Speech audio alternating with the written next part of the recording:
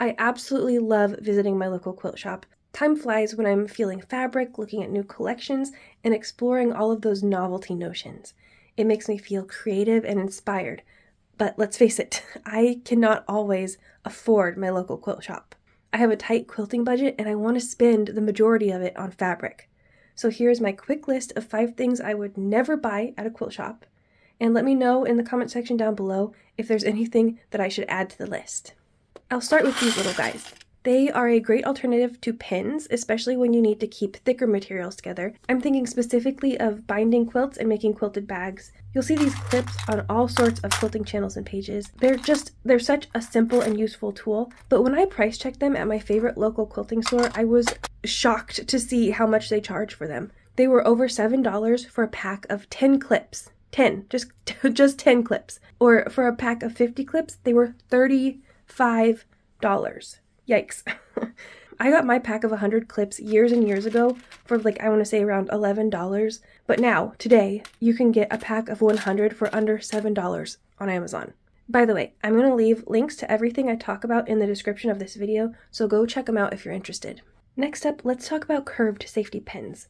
I think pin basting is probably the most common way quilters like to base their quilts nowadays. I rarely use them to base my quilts anymore, but I do like to use them for organizing my fabric. After I've cut them up into all their little pieces, I like to keep them contained and grouped with safety pins, and they always seem to wander and get lost, so it's only a matter of time before I need to buy more. At my local quilt shop, they charged almost $20 for a pack of 100 curved safety pins. Online, I can get 200 1.5-inch pins for about $10 or 100 for $6. So much better value, especially when you consider how simple safety pins are and you realize that the ones in the quilt shop don't come with any extra bells or whistles that would justify such a price hike. The next item on my list is something I have to buy a little bit more regularly, and they are replacement rotary blades. They aren't novelties, they are an essential quilting tool, and the big rotary blade brands know it and they price them accordingly. So at my favorite quilt shop, they charge around $13 for a pack of 2 or 3 blades. The number per pack seems to vary by brand, but the prices are pretty similar. Online, I buy these off-brand gold rotary blades. They come in a pack of 10 for a little over $11. Not only are they more affordable, but they also seem to last a lot longer. I've had this pack for a couple years and I still have a couple of unused blades. So there you go. If you're enjoying this video, don't forget to like, comment, and subscribe. And if you want to support this channel, check out my merch shop and buy me a coffee page. Okay, let's get back to the video. When I first tried out applique, I got the applique glue that was suggested to me, and I was not impressed. It was smelly and messy, and it left stains on my project. I'm not saying that all applique glue will do that, I'm just saying that I went looking for an alternative. I eventually found out how versatile Elmer's glue can be with all the different aspects of quilting. It's a great substitute for applique glue, but I also use it for glue basting blocks for accuracy and glue basting my entire quilt sandwich. So now I buy it by the quart to refill my smaller, more manageable bottles. A 1-ounce bottle of applique glue at my favorite shop was about $13. 1 ounce, $13. And my quart size refill costs $12. So just saying.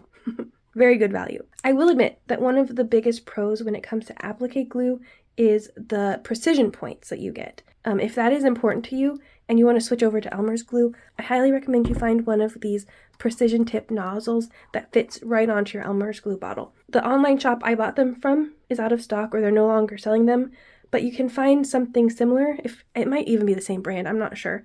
But you can find them on Amazon. There are mixed reviews, so I'll leave a link in the description, but make sure and read the reviews before you buy. Last, but definitely not least, is wool mats. I love my wool mat. I like that it can turn almost any surface into an ironing board. I don't like the price, however. I think in the last year or so the prices have gone down, but they are still more affordable online. So in my favorite quilt shop, a 17 by 24 inch wool mat costs about $60. I bought mine, same size, online for less than $45, and it came with a second smaller wool mat, a tape measurer, a small pair of snips, some pins, a silicone iron mat, and a small bag to keep all of the notions in. I mean, you've got to admit, that is a much better value. All that being said, please don't give up on your local quilt shops. They are such a great resource for quilters, even if some of us can't afford them 100% of the time. It's just so valuable to have a place where quilters can meet in person and discuss and ask questions all about quilting, surrounded by beautiful fabric.